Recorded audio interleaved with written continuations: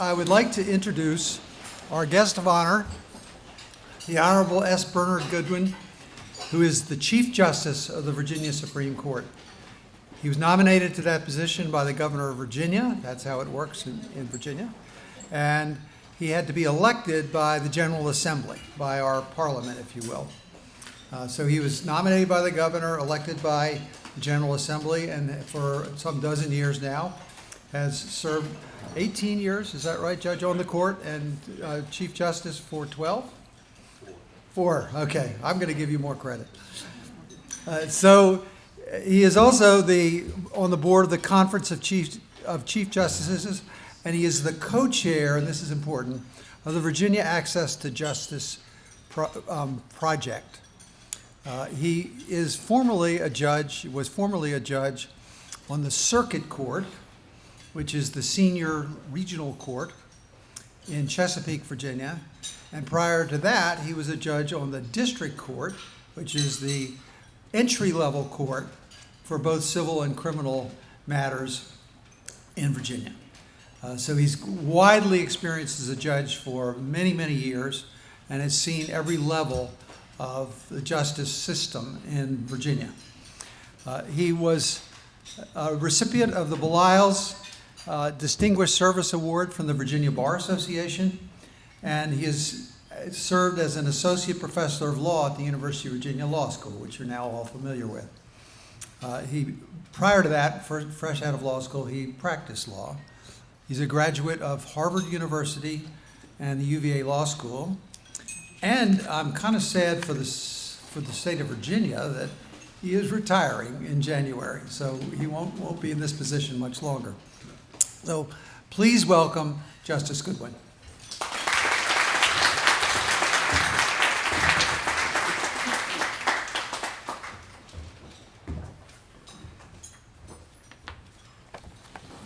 Thank you very much for that very kind introduction. It's both an honor and a privilege to join you this evening for the closing dinner of the 2025 Judicial Fellowship Program. I'm especially grateful to the Presidential Precinct and to the U.S. Chamber of Commerce Foundation for their vision and leadership in convening this extraordinary gathering of jurists, scholars, and leaders from across the globe.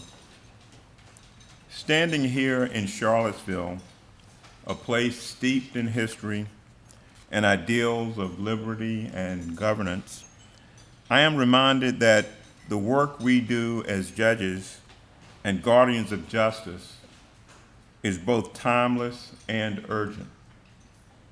Your presence here from so many different nations testifies to the universal truth that justice and the rule of law are not the inheritance of any one people or country, but a shared aspiration of humanity. I trust that these past 2 weeks have been insightful and challenging. My hope is that the experience has equipped you with practical tools and renewed purpose to take back to your own courts, strengthening the rule of law across the globe. That phrase, the rule of law, is what I want to leave with you this evening. It is the foundation upon which this Judicial Fellowship Program is built, and I know you have explored it deeply in your time here. But let me speak to you plainly. In our profession, no matter where we serve, no matter what circumstances we face, there is nothing more necessary, nothing more crucial than upholding and strengthening the rule of law.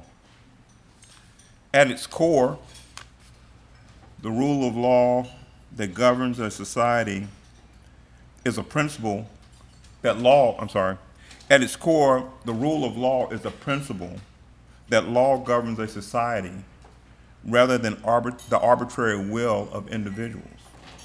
It ensures that power is exercised not by whim or caprice, but by principles that are known, transparent, and applied equally to everyone. But beyond its technical definition, the rule of law represents a profound promise, a promise that justice is possible, a promise that rights will be protected, and a promise that human dignity will be respected. Where the rule of law is strong, societies flourish. Where it is absent, corruption festers, power becomes abusive, and freedom itself withers. As judges, we occupy a unique and solemn role in this global pursuit. We are the stewards of our legal systems. We are the interpreters of our laws and our constitutions. We are, in many respects, the living bridge between the ideals of justice and the daily lives of our citizens. Our duty is not only to resolve disputes, but to model fidelity to the law, to model impartiality in judgment, and to model courage in the face of pressure. When we honor these duties, we reaffirm that the rule of law is not merely an abstraction, but a lived reality for the people we judge. Yet, I know that the task that we have is not easy. Judges everywhere face challenges, whether from political interference, public distrust, limited resources, or the complexities of globalization and new technology. In some places, the judiciary operates under grave threat. In others, it must resist the temptation to retreat into comfort and complacency. The challenge is great, but so is the responsibility and the privilege of serving as a judge.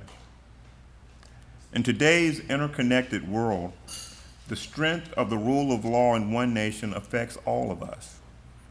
Global commerce relies on trust that contracts will be honored and that disputes will be fairly adjudicated. International cooperation depends on the faith that commitments under treaties and conventions will be upheld.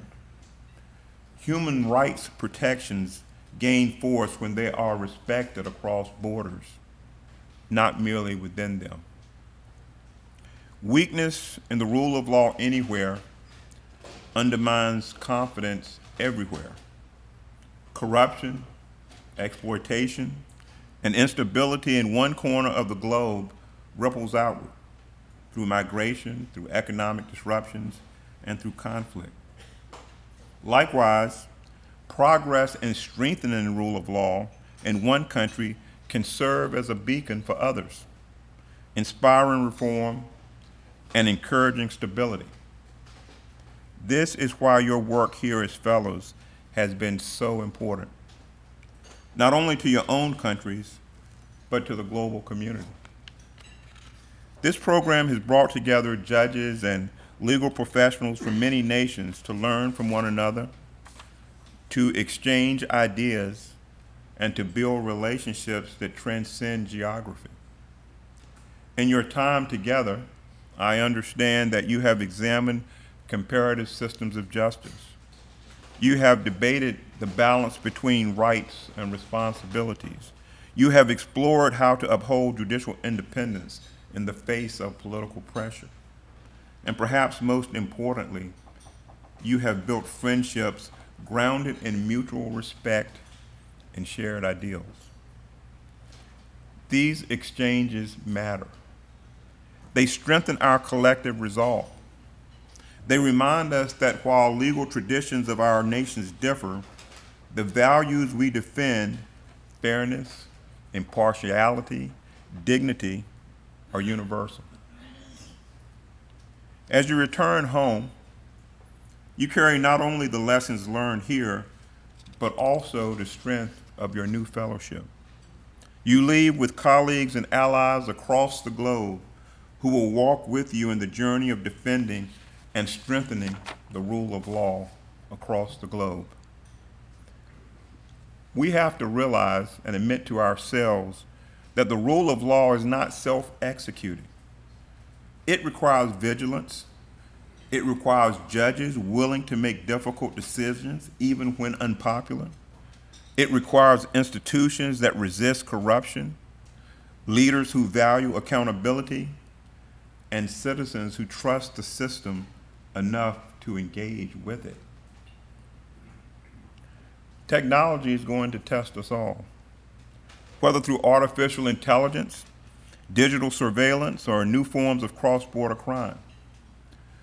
Political polarization will test us as divisions strain the impartiality of courts. Economic pressures will test us as inequality erodes confidence in justice. But the path forward is also full of opportunity. Technology can improve access to justice. Cross-border partnerships can strengthen accountability. Education can foster new generations who believe in fairness and equality. As judges, we have to embrace innovation without surrendering principle. We have to be open to learning from one another while steadfast in defending the timeless values of impartial justice. We must know and demonstrate that the rule of law is not about political partisanship. It is about principle. That courts are not political battlegrounds. They are places of refuge where facts matter and where rights are protected.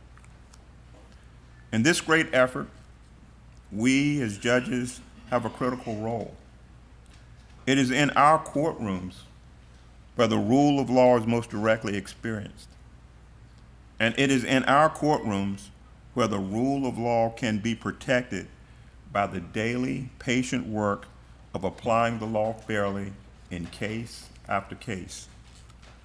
The rule of law is protected when we demonstrate through our actions that courts are different from other institutions. That in our courtroom, wealth does not decide outcomes. In our courtrooms, political connections do not decide outcomes. That every person, regardless of their station in life, will be treated with equal respect and dignity under the law.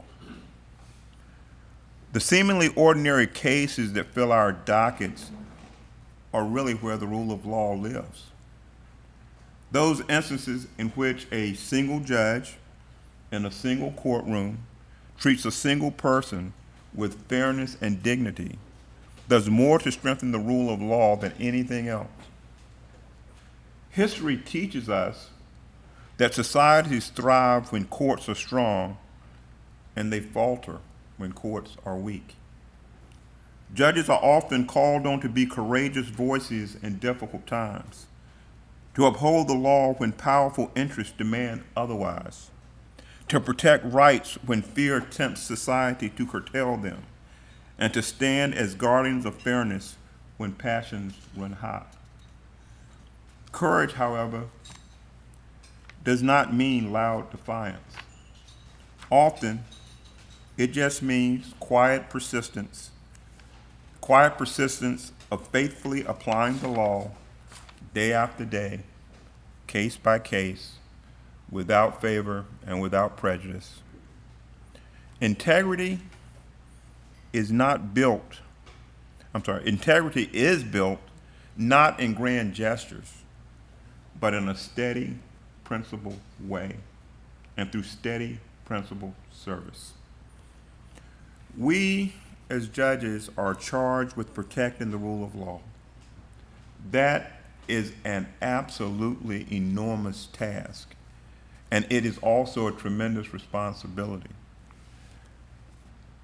We are asked to stand apart from the political fray while remaining deeply engaged with the human consequences of our decisions. We are asked to be learned in the law while remaining accessible to those who know nothing about the law. We are asked to be impartial, but not to be indifferent. We're asked to be authoritative without being authoritarian. And we're asked to be humble while exercising great power. It is, quite frankly, an impossible standard. No doubt we all fall short and we make mistakes. But it is in the trying, it's in the constant striving to live up to that standard. That is what maintains the public trust in the rule of law. That is what gives legitimacy to our decisions. It is what allows the rule of law to function, even in difficult circumstances. As this program concludes, I would like to point out to you that the rule of law is not only a legal framework, it is the foundation of human hope. Most people who walk into a courtroom carry with them hope. The hope that justice is possible, the hope that their voice will be heard, the hope that their dignity will be respected, the hope that fairness will prevail. And when we as justices honor that hope, we strengthen not only our own courts and nations, but the bonds of trust and peace across the world. So let me leave you with this. The rule of law is preserved in the choices that we make, in the choice to apply the law even when it is difficult, in the choice to protect rights even when it is unpopular, in the choice to treat every person who enters our courtrooms with equal dignity. These choices made day after day, case after case, are what keep the rule of law alive. We are its guardians. That is our burden, and that is our privilege. As you leave here and return to your important work, please remember you do not labor alone. Around the world, in courtrooms large and small, other judges are making the same commitment, facing the same challenges, holding the same line. We are part of something larger than ourselves, a tradition of justice that spans centuries and continents, that has survived wars and revolutions, that has been tested and strengthened by each generation that refused to let it fail. We cannot let it fail on our watch. I thank you for your service. I thank each of you for your dedication to justice. I thank each of you for all you do to support our noble calling. May you return to your countries renewed in purpose, strengthened by fellowship, and inspired to advance the cause of justice. And may the rule of law, through our collective efforts, remain a light that guides our world toward fairness, stability, and peace. Thank you.